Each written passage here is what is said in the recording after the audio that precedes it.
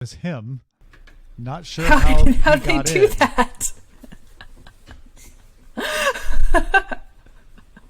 We just had Mal from the Discord interloping on the recording, so I'm not sure how that happened. Thank you for being nice and not messing with us, Mal. I appreciate that. That would be pretty funny. Sorry for coming a little late. We had some technical difficulties. I think we're in good shape now. Hello, everyone. We're early. We're still technically early. Mm-hmm. Oh, now your video is getting all craptacular again. But is my audio okay? Your audio sounds great. Okay. If my audio's fine, that's all that matters. I'm not going to worry about it because the video's being recorded locally and it looks fine here. Yeah. So yeah, mine looks crystal clear. To Tamahome, Mal, Zomino. Hey, Zomino, you're in the show today. I recognize your name. Arma1917. When I say you're in the show, I mean indeed. The thing you said in Discord is in the show. Word. Is it raining where you are? No, it rained yesterday, and it's supposed to rain again tomorrow. Mm-hmm. We're kind of in between rain right now.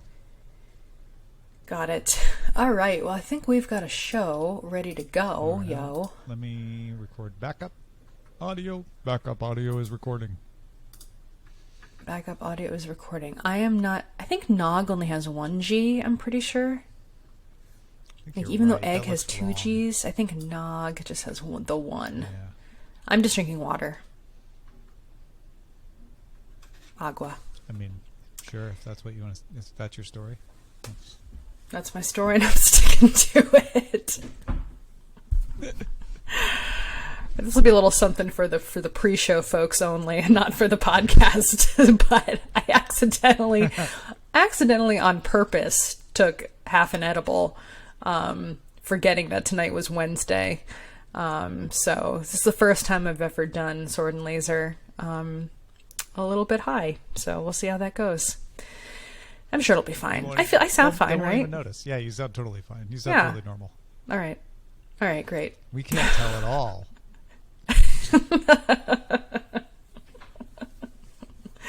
Wee! Okay. No, I'm fine. No, all right, so I think we're good. I'm not paranoid about it at all. I'm totally fine. No one's looking at you. Definitely not freaking out. Why are my hands so big? No. No, mushrooms was last week. Sorry, this week it's just kidding. Just kidding. Roids. All right, now the real podcast is going to start. I feel like we're going to get like a NC-17 rating on YouTube for saying that, which is great. I don't know how they rate things. Is NC-17 still a thing? You only said you ate an edible, which of course means a chocolate chip cookie. I don't know. It was just a bonbon. Yeah. It was just a bonbon. Right. Yeah. All right. John Nevitt says, am I supposed to give the camera permission, or will that mess up Tom and Veronica? You shouldn't have to give the camera permission to watch and listen to us. So I don't think so. Yeah. He says, otherwise, everything is frozen. Did someone I don't understand what's happening. Did you accidentally, Tom? I didn't give out any links, so it's not me. Did you accidentally post the show link in the Discord? I didn't post any links anywhere. You're the only other person who has the link. All right, well, if people accidentally... I need to use Chrome, not Firefox. You shouldn't need to use Chrome to watch You shouldn't need Chrome. I think John Nevitz is trying to join the podcast. It feels like he doesn't mean to be, but it feels like that's what Riverside is doing. Yeah. I think Riverside is trying to make him join the podcast. Yeah, Riverside. All right, well, you know what? If anyone has the link that's in the audience, I trust all of you. If you want to join and say hello at some random time in the podcast, I'm not going to stop you. I mean, it is what it is. This is a community. We haven't had community engagement in a minute, so we'll just see how that goes. All right, well, do you want to start the show? Let's do it. All right, and 3, 2... Hey everyone, welcome to the Sword and Laser. I'm Veronica Belmont. And I'm Tom Merritt. Sword and Laser is a book club, but it's so much more. We bring you author interviews, news from the world of science fiction and fantasy, and awesome discussions from fans just like you. So, my dog is mistaken, Veronica, because how so? The way How so this time? This time, the way we used to record the show is that we would each record our own side, which meant we had to clap. And so we generally would say, okay, let's start the show, 3, 2, and then clap. Ray doesn't like it when we clap, so she would get up and come over to look at me and get, scratched behind the ears to reassure her that the clapping was fine. When we said, even though we're not clapping anymore, when we said it's time for the show, 3, 2, 1, she got up and walked over. She's like, well, I can still get the ear scratches even if they don't clap. I did realize we do clap also, because even though this version goes on YouTube and we do have the mixdown version, we do give the separate audio tracks to Jim to edit. But it has so he its does own still need the clap. Riverside thinking thing. Like it has its own. What? Riverside syncs it for him, I think. I think it. Well, it makes sure to put the tracks like exactly the same. Whereas when we were recording ourselves, we would be starting them at different times. I see what you mean. So the tracks start; Exactly. they're already synced. Yeah. Even though they're separate tracks. Thank you. Yeah, Those were the gotcha. English words I was looking to put in that order. Gotcha. Okay. Well, that's good. All right. So we haven't done Jim dirty, and we're good to go. So Tom, what are you drinking tonight? Strangely enough, I'm drinking unspiked eggnog. How seasonally appropriate It's of you. seasonally appropriate to drink eggnog. It's unusual that it would not be spiked. It's just the eggnog. No rum. Chugging that nog, huh? Yep. Just a nice. I'm actually almost done with it because I didn't pour too much. It's very rich. It's good stuff though. I love eggnog. Well, it's really it's like egg cream. It's like thick dairy, sugary egg. Yeah. It's thick sugary and nutmeg. Very. There was another drink that I learned about recently that I haven't heard about before. It's another seasonal drink. A smoking bishop. No, but now I want that. What is that? What is that all about? I feel like that's like a hot wine, like a mulled wine kind of thing. It's referenced in A Christmas Carol. Oh. I made it one year. I think it has to do with oranges, like you boil oranges in wine with cloves. I don't know. I think it's something That's like a thing. Yeah. I have had similar drinks before. Mm-hmm. I haven't had any seasonally appropriate beverages in a while, so maybe I need to get moving on that once the winter break comes at work. What are you drinking? I'm just drinking water tonight. Oh, seasonally just appropriate. I mean, boring. Water's appropriate. Always appropriate. Yeah. It's like the little black. It is dress raining, of so drinks. it's weather appropriate. Mm-hmm. Because it's also water falling from the sky. So yeah, you're not. That's the joke. Not taking water away from the environment. For once. All right. Well, that was riveting on my end. I'm sorry. Let's jump into the quick burns. Ruth passed along the Goodreads Choice winners had been announced. Best Fantasy went to A Court of Silver Flames by Sarah J. Maas. Best Science Fiction went to Project Hail Mary by Andy Weir. And Ruth pointed out a couple other categories of interest to Sword and Laser folks. Best Horror went to The Final Girl Support Group by Grady Hendrix. Best Nonfiction went to The Anthropocene Reviewed by John Green. Yes, The Fault in Our Stars, John Green. Best Graphic Novel went to Lore Olympus, Volume 1 by Rachel Smythe. And Best Young Adult Fantasy went to Rule of Wolves by Lee Bardugo. Amazing. I voted for... where is my vote? Oh, it's not showing me what I voted for. I know I voted. I'm signed in and everything. Anyhow, Secret ballot. They don't want you to know. Secret ballot. They don't want you to remember. I feel like this doesn't matter at all. Oh well. Anywho, I don't remember who I I've voted only for read either, like one so, of these. Like, I'm just gonna say I voted for the winners. Just be a front. It's runner. possible that I voted for our current pick because that I think is the only one I've Arcadia was in the process of Divina. reading. Mm-hmm. Yeah, for fantasy anyway.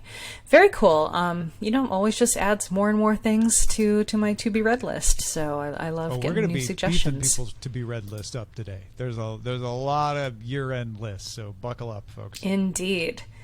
Jan says LitHub has released their list of best reviewed science fiction, fantasy, and horror books of 2021. The site pulled reviews from more than 150 sources to get their list. And the top 5 are Clara and the Sun by Kazuo Ishiguro, Cloud Cuckoo Land by Anthony Doerr, Burnt Coat by Sarah Hall, Harrow by Joy Williams, and The Dangers of Smoking in Bed by Mariana Enriquez. Yeah, the Clara and the Sun, I have been seeing mentioned in a lot of places. So that's definitely on my radar. Man, going back to the Goodreads Choice one, I'm really kind of kicking myself for not having read Project Hail Mary yet.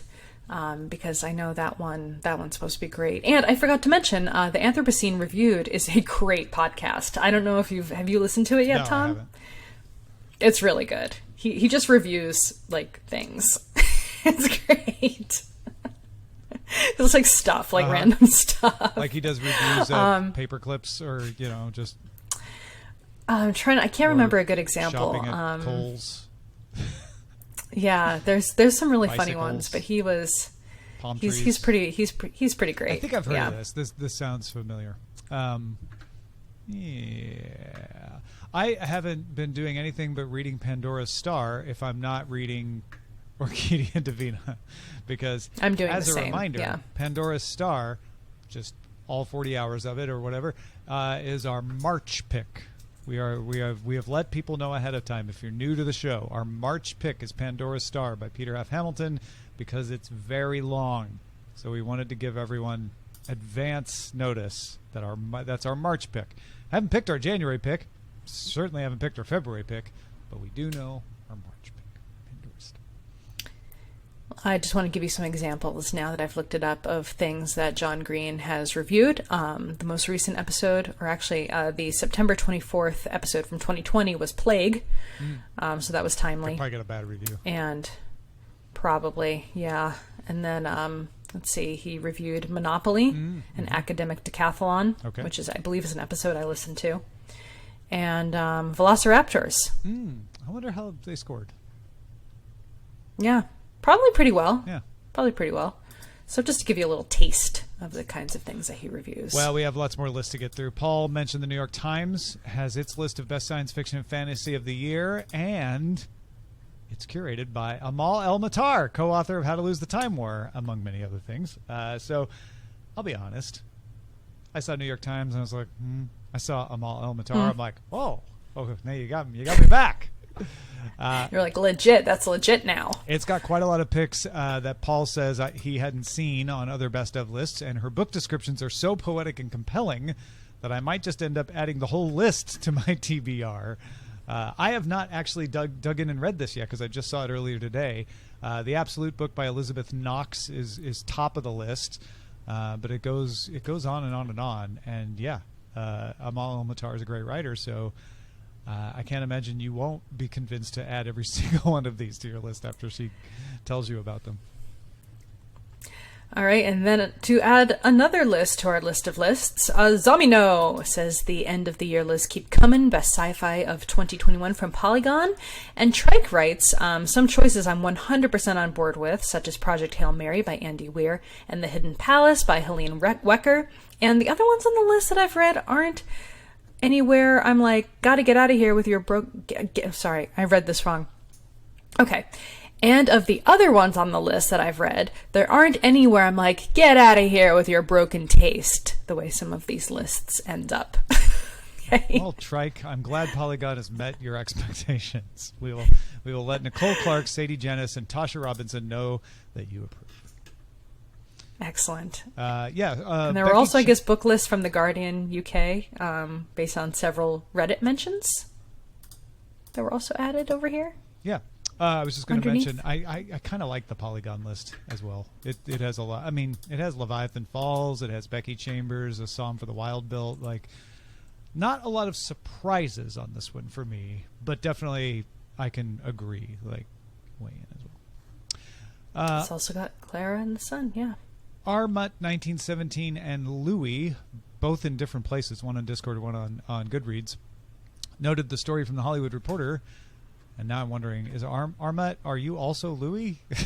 But anyway, Denis Villeneuve is on a roll, set to adapt the Arthur C. Clarke classic Rendezvous with Rama, with Morgan Freeman as producer, who previously held the rights to the novel. And Armut's like, yes, those are both me. So yeah, okay, good. Oh, makes sense. Were they written exactly the same way? No, they weren't. One was just a Discord link. And the other one was the sort of like, hey, I'm telling you more about it with Morgan Freeman, etc. Well, now I want to know what RMUT stands for, because I always thought that his name was like Robert Mutt. And he was born in 1917. Yeah. Now I want it to be Robert J. Mutt. Yeah. I don't know why. Esquire. I had no indication. But yeah. on Goodreads, he goes by a different name. Not his real name, which is super confusing. Robert Mutt. But anyway, yeah, Rendezvous with Rama, classic, Arthur C. Clarke, kind of in the challenging realm of, hey, do a sequel to Blade Runner. Hey, remake Dune. No one's ever made this into a movie kind of situation. So I have to say, after having been impressed by Blade Runner 2049 and Dune, I'm up for it. Let's see what Denis Villeneuve can do. Let's see what Dennis Villages does for this one. I remember vaguely Morgan Freeman owning the rights to that. So this is kind of cool that now something gets to come of it. Very cool. Yeah. Mark says that Tor.com announced a table of contents for some of the best from Tor.com 2021. The collection contains 22 SF&F short stories and novelettes published at Tor.com in 2021. All of the stories are free to read at Tor.com, and the collection will be free as well, and will be published as an ebook at all the usual ebook vendors on January 25th, 2022. Oh, thank you, Mark. Good to know. Nice, and some nice names in there. Good stuff in there. Armut 1917 is a Marcel Duchamp art piece. Now I feel uncultured. Great. Well, just kidding. So you're not yogurt. I deserved that. Oh, I mean, yeah, I did deserve that. More Mark. Go ahead. The Sunday Morning Transport is a newsletter that will begin publishing weekly speculative short fiction starting in January 2022. Thetransport.substack.com. Julian Yap, founder of Serial Box and Realm, is editor-in-chief. Fran Wilde is managing editor.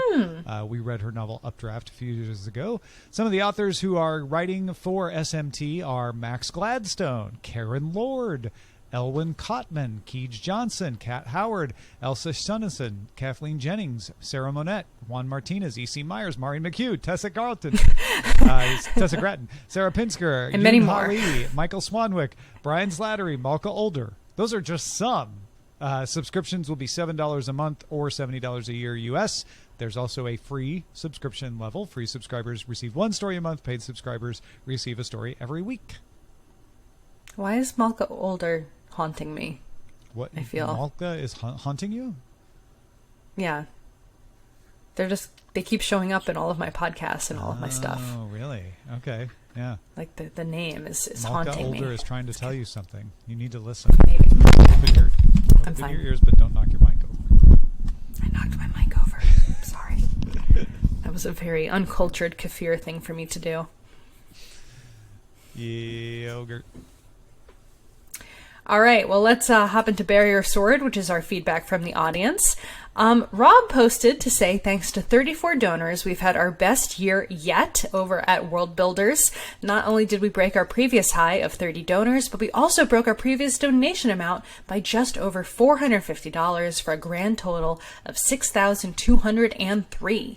So thank you so much to everyone who donated to our team. Thank you, Rob, for spearheading this. I always feel like Rob is just out there like doing the good fight for us on this. So all credit to Rob for rustling this up, and to the donors who pushed it up. Thank you.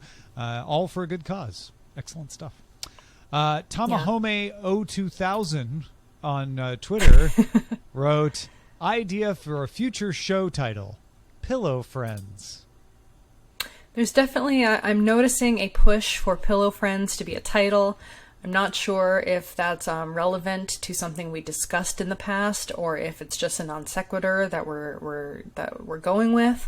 I don't know if it feels right today. I don't know yet. We'll have to see by the end of the show. Wheel of Time is from Wheel of Time. Pillow Friends. Mm-hmm. I think it should be the North Bay. Oh my gosh, I saw the funniest thing, Tom. Yeah. Oh my gosh. What'd you see? Are you watching the Wheel of Time show? I haven't started yet. All right, I'll have to tell you later. I don't think it's appropriate. It has to do with the geography of Tarvalon. Everyone. All right. Right. It has to do with a certain comment that a blue sister made to a red sister about meeting someone in a certain bay up north of Tarvalon, and where that bay actually is located, and why the red sister would be motivated to go visit someone even though their sisterhood is very opposed to being around men. Okay. All right. I await understanding of that. I will send you the TikTok video later. Okay. Good. All right, Mark says, Sword and Laser, steampunk and synthwave computer-created art. I have no idea what these images are based on, but they're kind of interesting. I have been seeing a lot of computer-generated art recently, and so I thought this one was actually on the better end of the spectrum. Oh, that's so cool. So you enter in like a prompt, and the AI comes up with ideas for what they think it would look like. So they entered sword and laser, and we got a very 1990s era science fiction and fantasy cover that's kind of steampunky, sword machinery looking. It's really cool. It's really cool. It's super cool. They're both cool. One's very steampunk looking than the steampunky one. Very. And I wonder if the difference is like one was lowercase sword and laser and the other one was uppercase sword and laser. I wonder. Is that enough? Yeah. I don't know. That's cool stuff, though. Pretty cool stuff. We will we'll be using that for our next anthology coming in 2050. Is the next Sword and Laser anthology the new Spectacle Fest? It might be. It will be. We'll announce it at the next Spectacle Fest. If you know, you know. Yep. And if you don't know, BuzztownArchive.com now has the entire run of Buzz Out Loud, and you can relive it. Oh my god, amazing! I honestly I don't have a lot in the Book of the Month discussion thread right now. Eleonora posted about, just started reading it. This was over on the Discord, or really listening to the audiobook. So if someone else has problems following along with all the members of the family, I found the family tree on the author's website.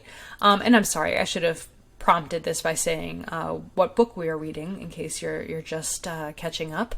We are reading The Inheritance of Orquídea Divinia by Zoraida Cordova. And yeah, we're about halfway through, or should be approximately thereabouts. But yeah, so there's a lot of family members. Orquídea has a wide branching family tree. So if you were confused, or if you just needed a little catch up, about halfway down the website that I'm going to link to is the family tree, so you can kind of see where everyone fits in with everyone else. This is extraordinarily helpful, especially in the early part of the book. I got I gave up. I'm like, I can't keep track of all these cousins. I felt the way I felt the first time I was at a funeral that had all of Eileen's family, and they were like all there at once, because this was also not exactly a funeral, but it was that same like, okay, everybody's gathering all at once, and you as the reader are being introduced to everyone. You're like, I can't keep track. There's too many people. So I felt that same feeling of like, oh no, I'm never going to remember all these names. Plus, I didn't even have faces to go with in this case. At least in real life, right. I could be like, okay, that's the person with the Lakers jersey, and like you could try to like attach images in your mind. Here, you're just going on like, okay, that's the one that works at the book publisher, and that's the financial one, and so yeah, it's extremely helpful to have this in the early going. For me, I didn't see this until too late. I sort of like caught up. I think Zoraida Cordova does a good job of giving you clues, like knowing like, yeah, you're not going to remember all these names, so I'll drop a clue in, so you're like, oh, that it's that cousin, oh, it's that person. So I did catch up eventually, but it would have been nice to have this at the beginning. So if you're not too far into it, you'll definitely want to check this out. Yeah, I'm not super far. Actually, I'm not sure, but I think this will be useful regardless. But I was happy to see it. So thank you very much, Eleonora. Very cool. So how are you? So you finished the book. I have, yes. I finished it, and I said this in the Discord. I have very nuanced feelings about where I personally categorize it. Zoraida de Cordova has said unequivocally she considers it fantasy. It's fantasy. So that is sort of, that's kind of to me that's the last word on whether it is or isn't fantasy. But reading it, I kept thinking of it more along the lines of reading Isabel Allende, Gabriel Garcia Marquez. She's very much cultivating sort of that same atmosphere. And I didn't get a super fantasy feeling all the time. And this is not and so I don't think it's fantasy. This is like, is my own expectation and what I'm bringing to it getting in the way of me like having a richer experience of it, or is it fine? It's like, hey, you know what? Isabel Allende's fantasy too. Like, get over yourself, Merritt. It's totally fine. Yeah, I think that's... I immediately just felt like it was fantasy. I don't think it's spoilery to say, but the way that Orquídea was sending out her invitations, it was pretty clear that there was magic involved. Yeah, I don't know. Do you feel like... And it's totally a feeling. Does it not feel magical enough for you, or does it... By the numbers, if I start talking about the things, I'm like, oh yeah, that's a fantasy element. That's a fantasy element. My gosh, that's actually a sci-fi element. But okay, bring it on in. Like you get all of it on paper. It was just that atmosphere, that feeling, that gut feeling. If someone said, "Is this fantasy?" I wouldn't have immediately said, "Oh yes." And I think I need to break down my own categorizations to get over that. Does that make sense? Yeah, I can kind of see that. I think it feels to me like, well, it's kind of funny that I just read Mexican Gothic as well, by Silvia Moreno Garcia. So I'm feeling a lot of similar vibes of like, not only well, it's not the same setting at all, really.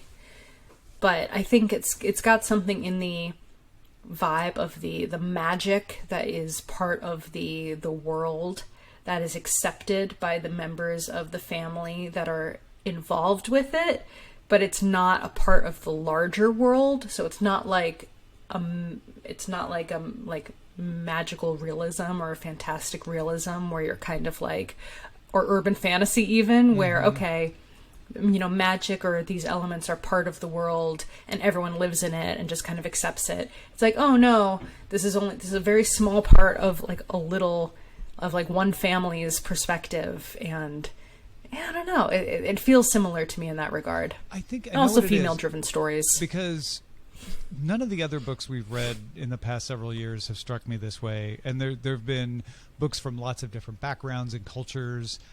Silvia Moreno does not give me that same feeling. I think what it is the historical aspect of it. The historical aspect, and I feel like maybe she did this on purpose. The historical aspect in Ecuador when Orquídea is young feels more like one of those Allende type magical realism stories, right? Speaking to the crocodile, the river god, etc. That part of it to me is like is what I'm reacting to. Whereas you're right, the modern stuff, the way people get invited, all of that sort of thing, that story, I'm like, oh, okay, yeah, now I'm back to one of our previous books where it's like it's modern. Maybe that's all it is. Maybe it's just the historical stuff is so well done that I'm like, no, this part of the story goes in that category, and I just need to be like, yeah. You don't stop thinking something sci-fi because it feels a little H.G. Wells. There's no reason to feel this is less fantasy if it's a little bit Allende. Curious what our listeners think too. How would you categorize this? If you weren't reading this for Sword and Laser, would you have selected it as a fantasy book? Would you have selected it just as a novel? Not just as a novel, but how would you have described it to someone who hadn't read it before, if you were not listening to it as part or reading it as part of Sword and Laser. Be curious to know. Send us a tweet at Sword and Laser. Let us know. We'll talk about them on the next episode when we do the wrap-up. I'm kind of worried I'm not going to finish in time. Really? I blazed. Yeah. I know. I've been so busy and work has been so crazy that I haven't really had a chance not enough to read. We're going to have to look at the schedule to see when the wrap-up episode is supposed to happen. Yeah, folks, we may not get to the wrap-up episode to January because we got holidays coming up. We'll let you know for sure, though. Keep an eye on the Discord. Yeah, totally.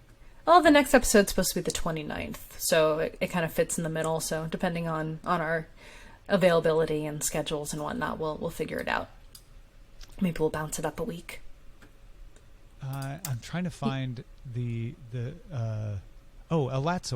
Alatsoe. The modern good parts one. of Good Orchidia example. Mm-hmm. remind me of Alatsoe, and I totally think of Alatsoe as fantasy, by Darcy Littlebadger. Whereas the Ecuador stuff, the stuff that happened in the past, that feels more on the magical realism side of things. But I think that's intentional. I think that means it's working.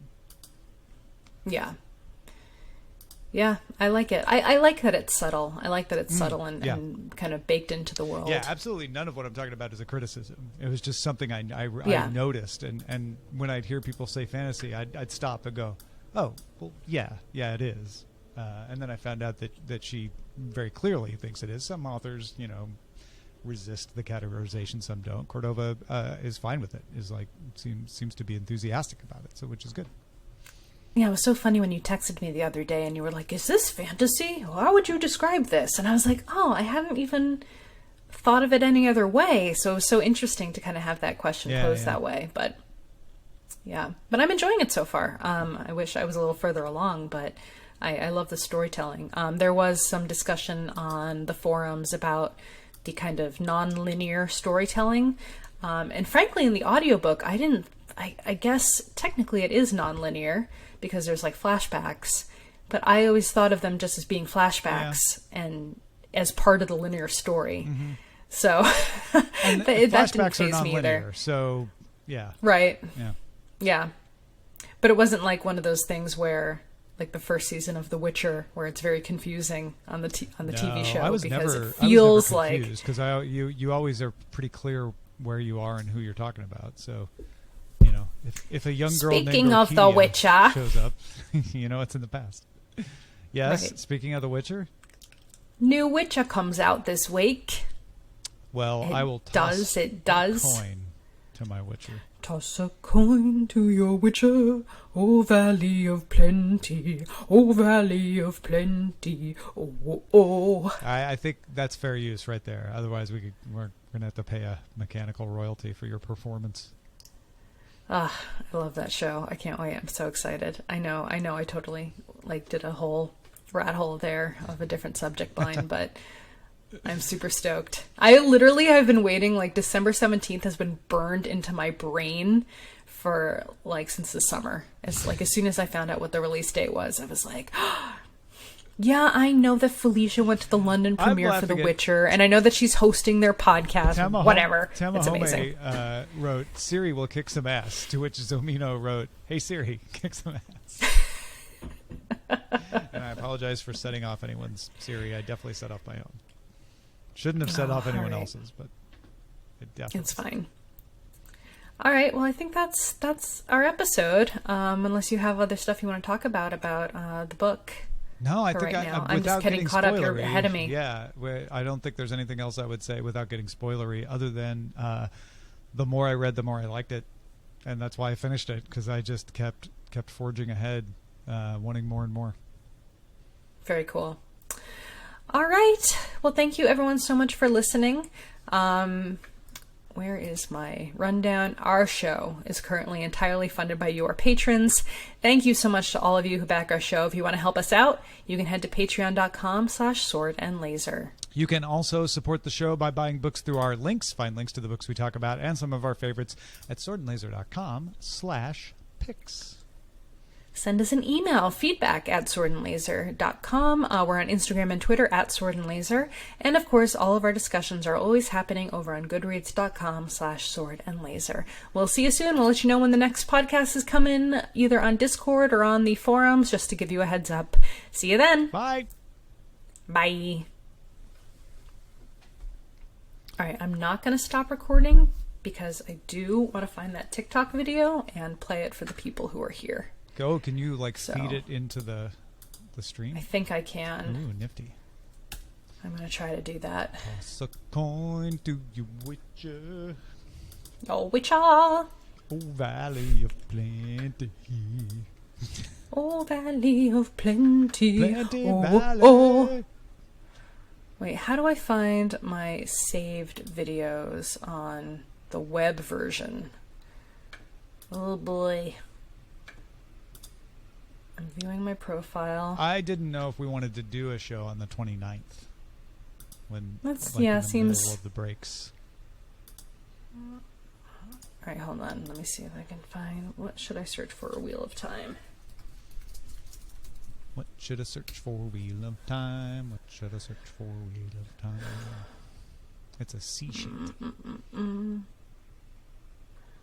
What should I search for? The Wheel of Time now? What should I search for? The Wheel of Time now? What should I search for? Wheel of Time now. All right, on I'm gonna have to Prime play it. Video. I don't know how to find it on the web app, so I'm gonna have to play it into my microphone. Okay.